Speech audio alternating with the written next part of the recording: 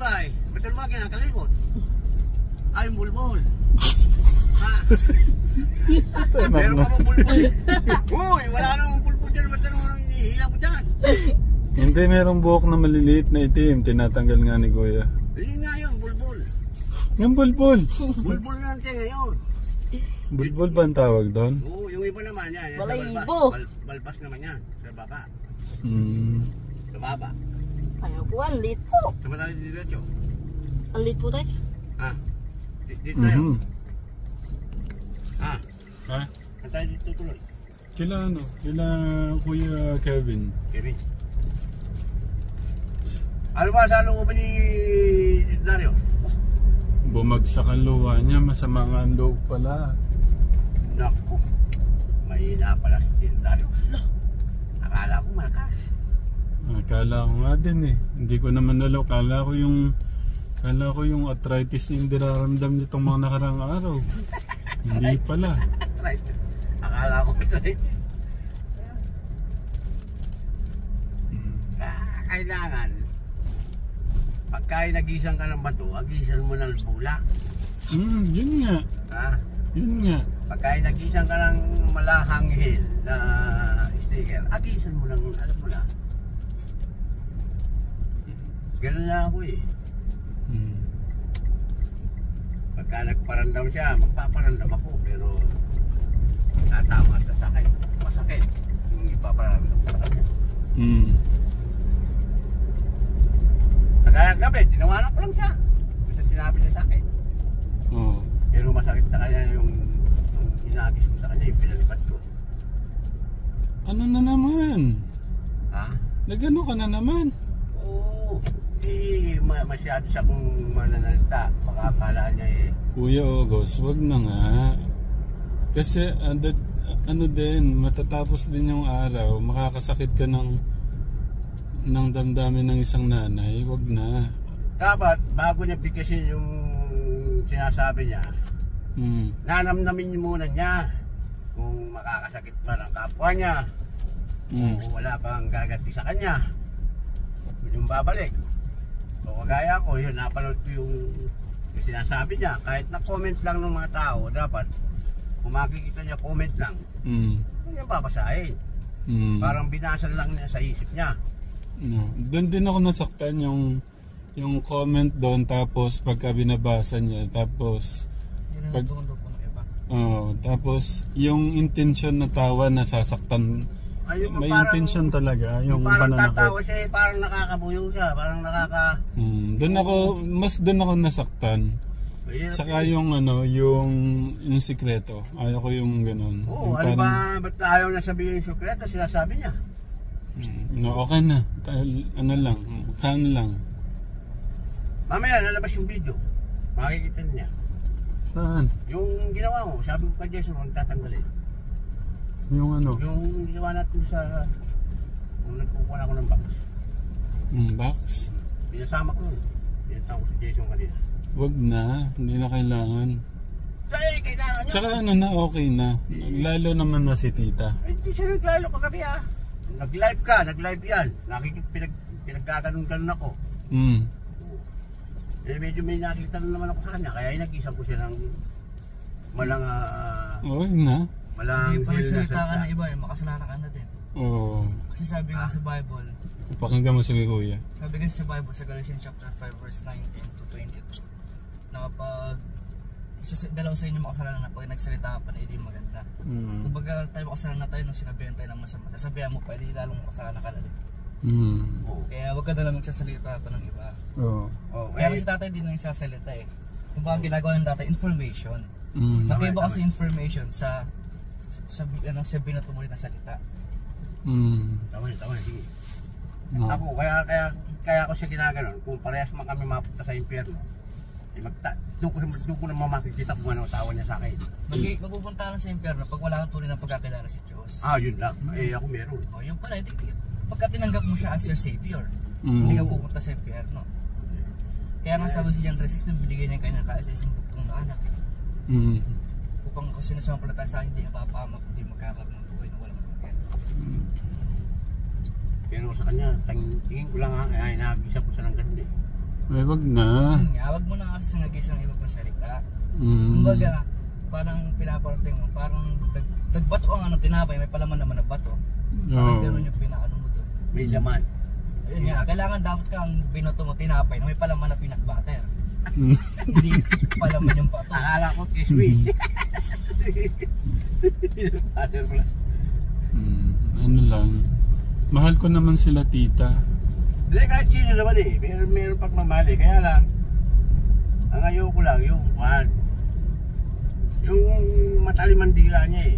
Kahit buksan mo yung buksan mo yung puso ko, Kuya August. May pagmamahal dito ka Tekram, sa kanila ka Tekram, talaga. Mataliman dila na kita. Ayoko lang ganun. Thank you. Naroon tayo naputol. Naputol tayo na... Saan naputol dito, August? Sa... Mahal mo rin siya. Oo, mahal ko talaga sila kasi part sila ng buhay natin eh, ng buhay ni Kuya Dave. Nandun yung pagmamahal ko pa rin sa kanila. Nagata po kasi yan. Bigyan ko ng example. Kung tayo po is nagsalita po tayo sa kanya, ang una natin ginawa na kasi ng isang Diyos. Di ba nga po sabi sa Bible, kung anong unang ginawa mo sa kapwa mo, yun yung unang mong ginawa sa Diyos. Kung siya po is nagsabi po siya ng masakit sa atin, una niya pong ginawa sa Diyos yun. Gets niyo po ba? Opo.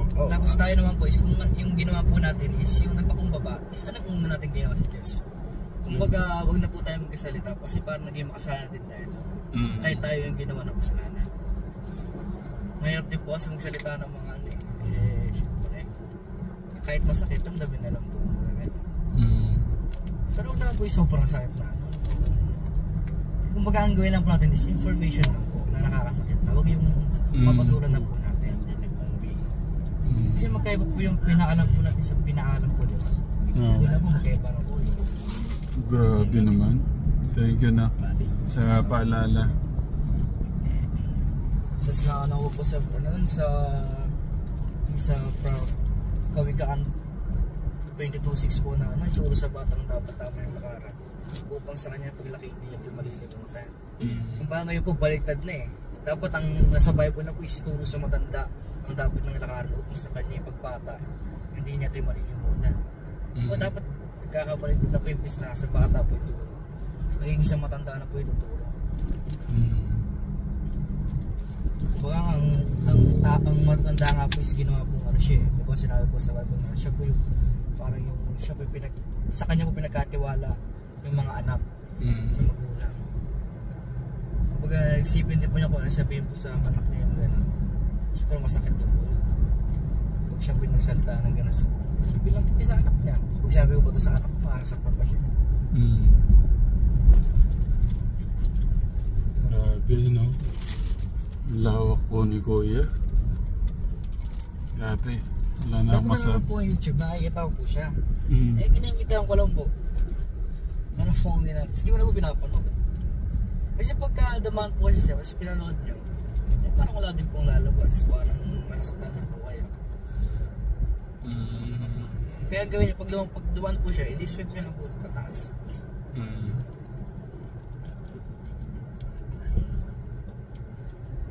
Thank you sa paalala na. Thank you.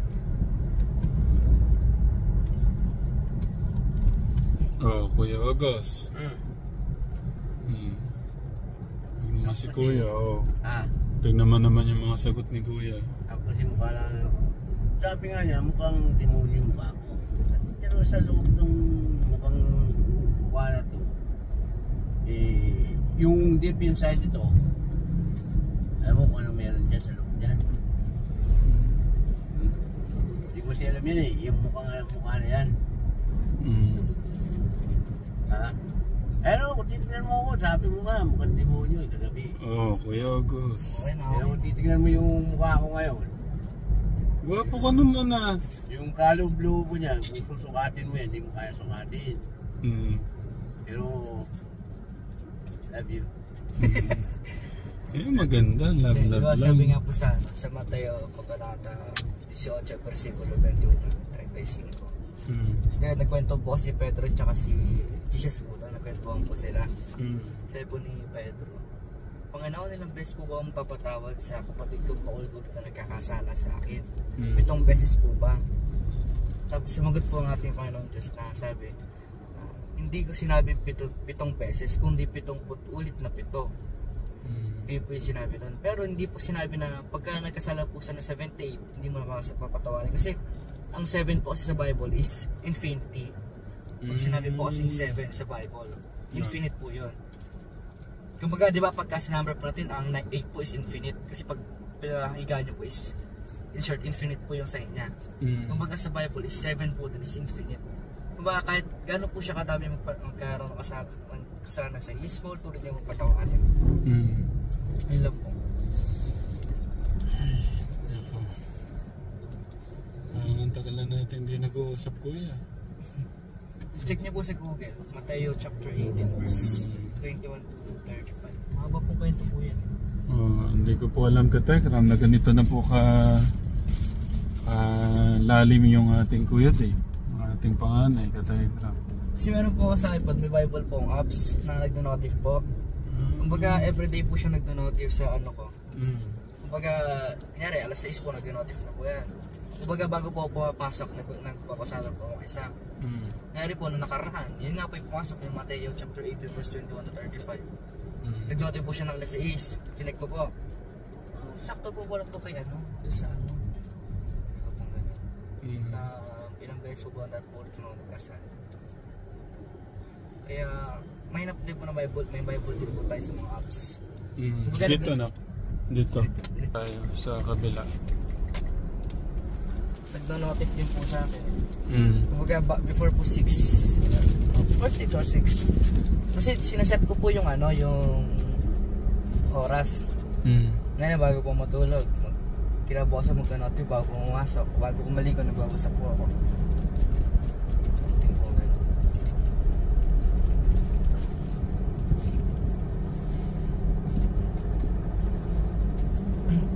Dapat para magkaroon din ako ng ano.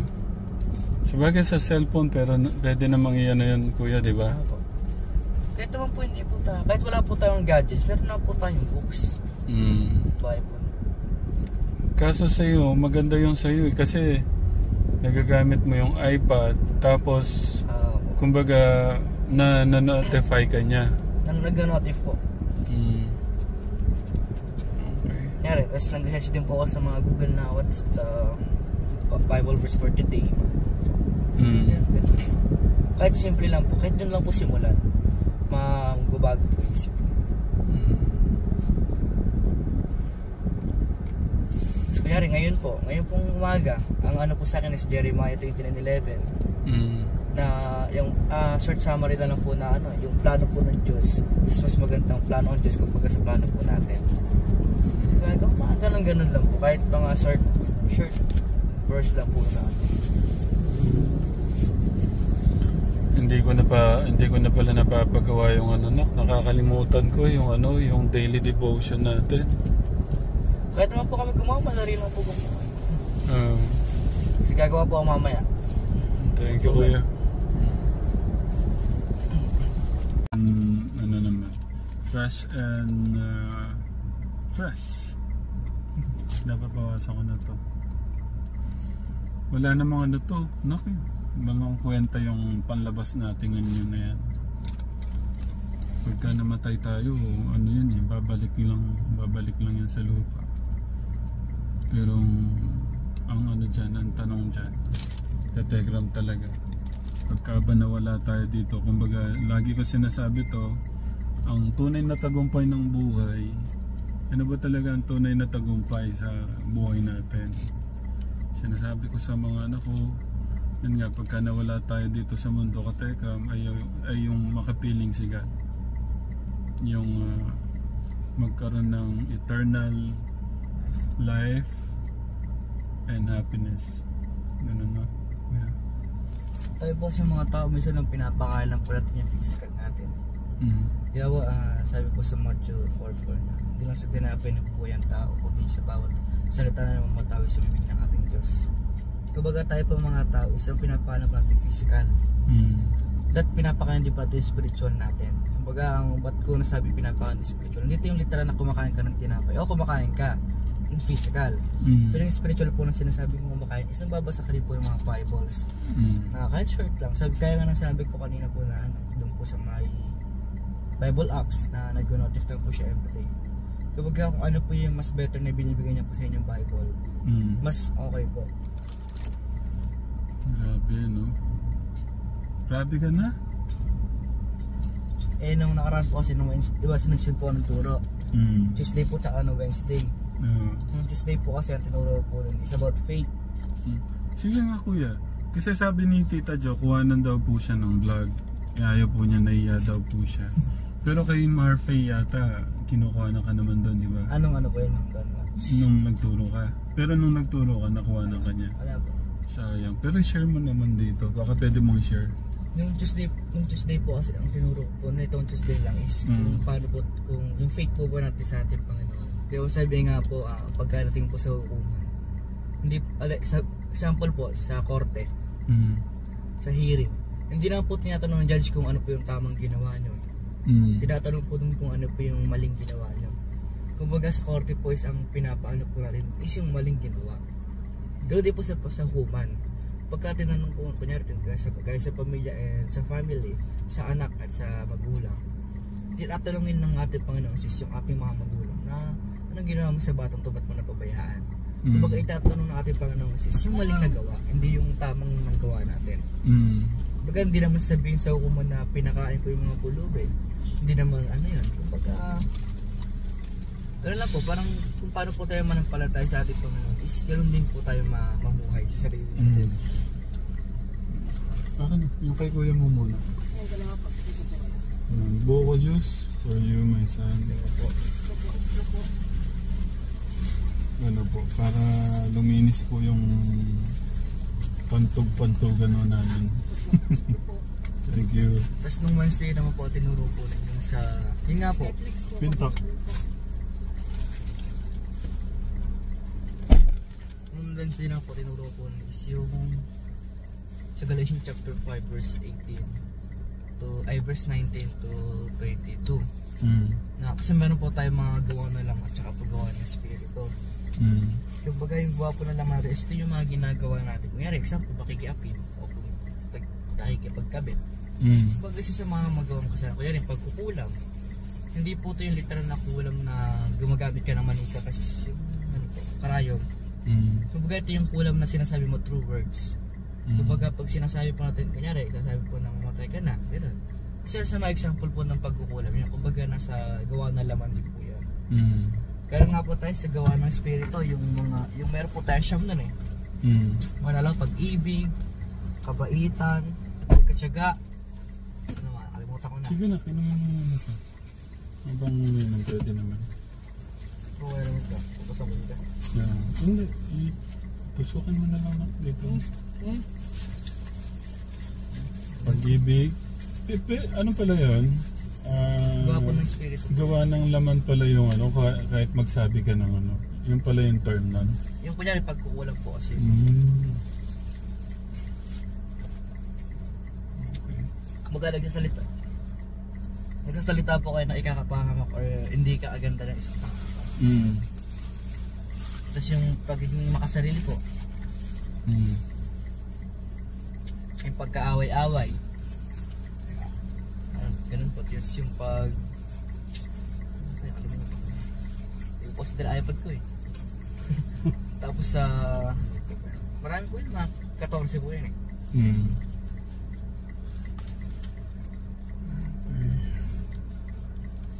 Kasakiman. Pagsamba po sa Diyos-Diyosan. Ganun po. Tapos yung si Espiritu na po, meron po tayong siyam nun. Pag-ibig, kabutihan, pagkatsaga, kabaitan, ano ba? Pagkitimpis sa sarili, mga ganun po. Diba?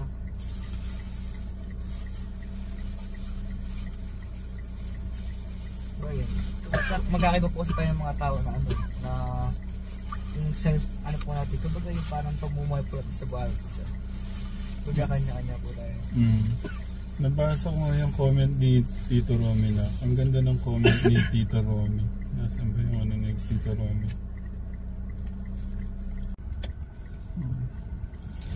Tuloy na mo kami ka-Telegram sa ating mission. Gusto ko lang basahin to. Nabasa ko to kagabi. Kay Tito Romy. Nabasa ko lang tong comment niya. Corinto 13:4, ang pag-ibig ay matiyaga, magandang loob, hindi mainggitin, hindi mayabang ni mapagmataas man. 5.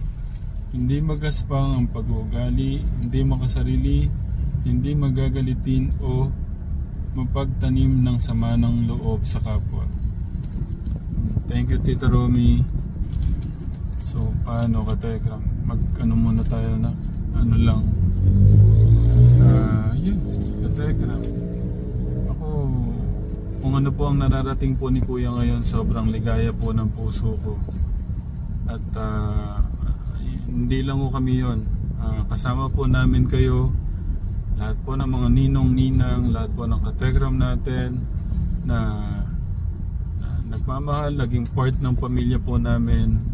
Kung ano po si Kuya ngayon, kasama po kayo. Hindi lang po si Kuya Luis, sa mga kasama po namin sa bahay, si Kuya Albert, si Kuya August, lahat po ng si Nanay Carmen, Tatay Freddy, Kuya Bobby, si Clark, Angel, Angela, Abby, Angelo, part po kayo ng buhay po namin, ng Family Manalastas. Salamat po sa pagmamahal at suporta po niyo, no? Especially kay Kuya, talagang naman yung kwento po ng buhay ni Kuya, inuulit ko, naging inspirasyon siya ng milyong-milyong mga kababayan po natin. Kaya napaka-bless namin na sa buhay mo, sa buhay na buhay mo, sa bawat isa sa amin. Thank you sa happiness, Kuya. Hindi nga lang sa amin eh, pati mga ninong and ninang nagbigay ng ano sa iyo eh, ng lakas ng loob. Lahat na, no? Thank you, ka-Telegram, sa love and support. At yun lang, salamat ulit kay Kuya, sinamahan no tayo sa mission no natin ngayon. Arigato. Love you po, Mama Chup Chup. Thank you na. Sige po. Sige po. Sige po. Anong kinakain ni Kuya Bert? Skyflex. Thank you, ka-Telegram. Love you po, Mama Chup Chup.